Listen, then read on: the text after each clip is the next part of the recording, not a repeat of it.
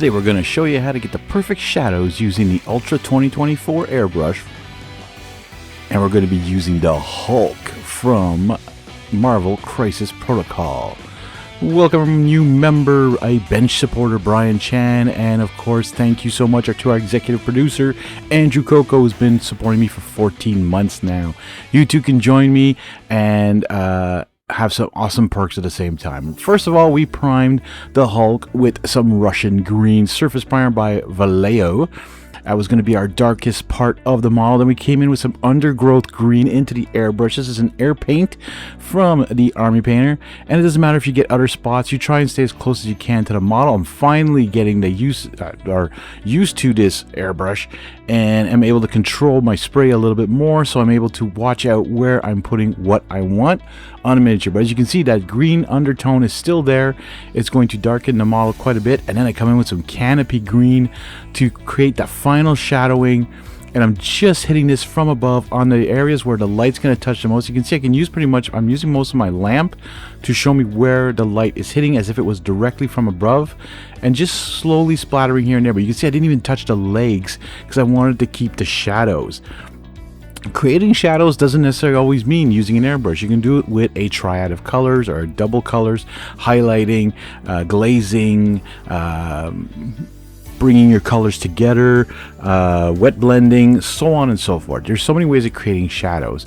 But the airbrush I found in this method, especially because he's got big hulking muscles, really brought those shadows into effect, really gave this guy almost more of a comic book look than a realistic look, but I found it just popped. And I'm not even going to touch the skin again at all. I just found it was the perfect amount. Do you guys think I did a good job? Comment down below. Have you tried any airbrushing? Are you still scared to try airbrushing? Don't be. I'm going to try and do a little bit more airbrushing on some more smaller miniatures at some point, but I still got to figure out how that's going to work properly. Anyways, we're using some Terrestrial Titan here, if you haven't already noticed, on his shorts. I just found it kind of funny, a Terrestrial Titan Hulk. Kind of ironic that I'm using that color, but I find this is one of the best purples, especially for darker purple, that the Army Painter has. And I just find it does a great job covering again. The Warpaints fanatics are just amazing. Some Sacred Scarlet, and by the way, I don't think I ever used this color. Using it on his tongue. That's right, just his tongue. That's all. Very simple. Gray Castle now for the shirt that is torn from his chest.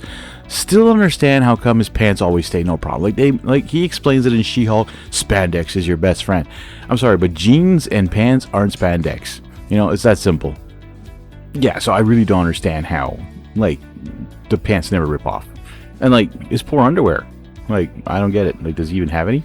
Boxers, I guess? Spandex boxers, I guess? I don't know. I mean, poor guy.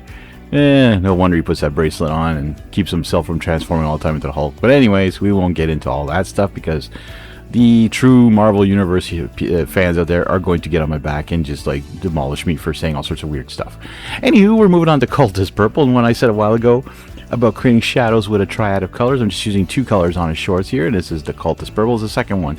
As you can see, at first it looks like it's going on very bright and creating what I thought was like, wow, okay, this is just covering up what I did. But no, it is a wet brush, so it is wet blending it all, creating a shadow underneath, also blending in the colors, absorbing the undercolor, and just getting what you want as a paint job. And you don't paint everywhere, you just paint where the most raised edges are. And you give it a real nice look of shadows, and you keep the recesses, like especially like between the two legs there, in the crotch area and all that, you keep that as dark as possible to give that shadow effect. Matte black now for his hair. Very simple, not too intuitive, no shadowing effect needed there. It's the top of his head. You know, teeth, brain matter beige. Yep, very simple. Just doing a little bit of brain matter beige. It's an off-white color. Still understand. I thought white would have been with the gray scale instead of the beige belt. All right, we're coming back to the airbrush because we're going to do a little bit more shadowing here, because this is just because it's a bigger area. You could do dry brushing on the bottom here, but I'm using Regiment Gray. It's a darker gray. It's just to cover up all the green that was there before. I'm leaving the green though underneath as an undertone, like on the bottom part of the rock. And here I'm just coming in, spraying very gently areas where I want more brightness. Again, more shadows, less shadows.